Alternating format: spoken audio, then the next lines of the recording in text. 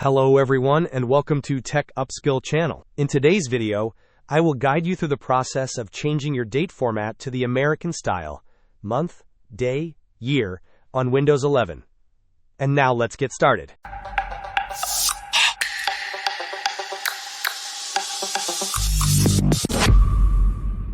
To begin, we need to access your Windows settings. Right-click on the Start button and then select Settings.